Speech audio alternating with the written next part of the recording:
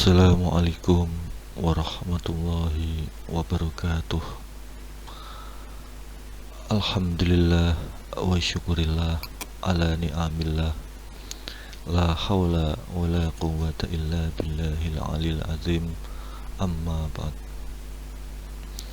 Puji syukur kehadirat Allah subhanahu wa ta'ala yang telah banyak memberikan kita kenikmatan-kenikmatan, baik secara jasmaniah maupun secara lahiriah.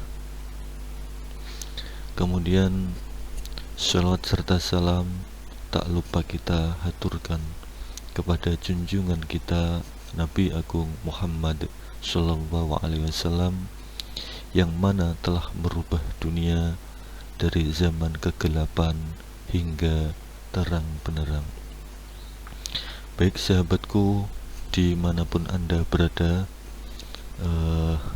teman-temanku, semoga dalam pembahasan kali ini dapat mencerahkan kita semua kaitannya dengan mata kuliah Bahasa Indonesia. Langsung saja dalam pendahuluan saya kaitannya dengan bahasa Indonesia. Sebagaimana telah kita ketahui, negara kita Indonesia ini telah merdeka selama 74 tahun. Dalam kaitannya kemerdekaan, tentu salah satu yang mensukseskan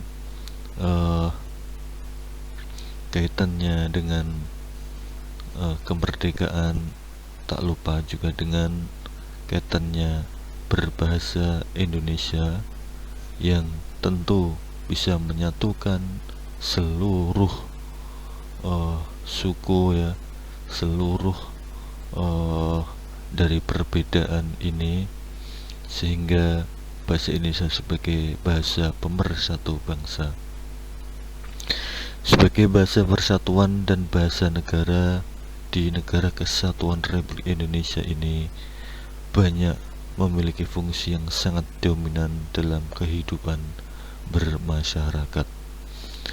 Kemudian bahasa Indonesia harus tentu dikembangkan dan juga dioptimalkan sebagaimana fungsinya salah satu bahasa pemersatu bangsa, dan juga bahasa Indonesia sebagai bahasa sehari-hari, seperti itu. Selanjutnya, kemudian melalui mata pelajaran mata kuliah bahasa Indonesia, maka diharapkan tumbuh sikap bangga dalam menggunakan bahasa Indonesia, sehingga akan tumbuh juga kesadaran akan pentingnya nilai-nilai yang terkandung di dalam bahasa Indonesia. Kemudian apa sih pentingnya berbahasa dalam Indonesia? Maka dalam kesempatan ini belajar dalam mekanismenya bisa mengaktifkan bahasa Indonesia dan juga bisa memahami ataupun mengaplikasikannya, kemudian menganalisis materi ajar dalam mengevaluasi hasil pembelajaran mata kuliah ini. Maka dalam kesempatan ini perlu adanya kesadaran, perlu adanya nilai-nilai yang terkandung di dalam bahasa Indonesia, sehingga bahasa Indonesia itu akan kebermaknaannya ini bisa kita rasakan, seperti itu. Kemudian selanjutnya poin keempat, bahasa Indonesia adalah mata kuliah, ya, yang wajib diberikan dari jenjang sekolah dasar sampai dengan perguruan tinggi. Hal itu karena bahasa Indonesia merupakan bahasa nasional sekaligus bahasa negara Indonesia. Perlu kita ketahui bahasa Indonesia ini sudah banyak dipakai baik dalam kegiatan instansi-instansi seperti sekolahan ya, perkuliahan, perkantoran, bahkan sampai di level nasional. Bagaimana yang ada di instansi atau yang ada di istana kepresidenan, di sana juga memakai bahasa Indonesia. Dan bahkan juga bahasa Indonesia digunakan sebagai bahasa undang-undang ya, seperti itu. Nah, maka dalam konteks ini ya perlu adanya ejaan yang baik dan benar ya, perlu ada kalimat yang baik dan benar. Nah, dalam konteks di sini di situ banyak ciri-ciri khususnya. Kemudian kaitannya dengan paragraf yang benar itu seperti apa ya, kemudian karangan yang baik dan benar itu seperti apa, serta terampil dalam menyebutkan kesalahan untuk memperbaikinya. Nah, ini yang penting. Seringkali orang yang berbahasa Indonesia itu dalam mengartikannya masih bersifat umum ya, sehingga orang-orang awam akan sulit memahaminya. Nah, maka ini ada perlunya memperbaikinya sehingga bahasa yang umum ini menjadi khusus, seperti itu ya.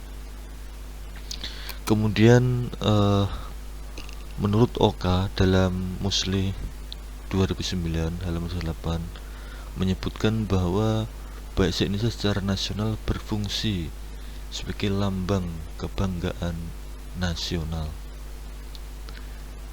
Nah, tadi sudah saya sebutkan bahasa Indonesia juga sebagai alat pemersatu bangsa, yang mana kita ketahui Indonesia itu terdiri dari beberapa ratus pulau, kemudian berapa juga bahasa daerah ya. Nah, dalam konteks ini maka kaitannya sebagai bahasa penghubung ya antara budaya satu dengan yang lainnya itu adalah bahasa Indonesia. Nah, maka penting sekali mempelajari bahasa Indonesia sehingga kita semua tahu, paham ya akan kebermanfaatannya bahasa Indonesia, sehingga bisa diterima di lapisan golongan menengah ke bawah dan juga lapisan sosial golongan menengah ke atas. Nah, tentu ini semua butuh proses, semua juga butuh pemahaman yang real dan nyata. Tidak bisa bahasa Indonesia itu digunakan ya, maksud kami adalah yang tidak sesuai dengan ejaan yang baik dan benar. Maka dalam konteks ini bahasa Indonesia itu tentu digunakan sebagai bahasa yang baik dan benar melalui ejaan EYD yang baik dan benar, sehingga bisa diterima seluruh lapisan masyarakat. Nah, kaitannya bahasa Indonesia dan kepribadian bangsa, bahasa Indonesia merupakan bahasa yang sudah terbentuk dalam kurun waktu kurang lebih 1 abad. Nah, ini penting sekali juga, bahasanya bahasa Indonesia itu sudah terbentuk lama sekali ya, sebelum masa kemerdekaan. Nah, ini juga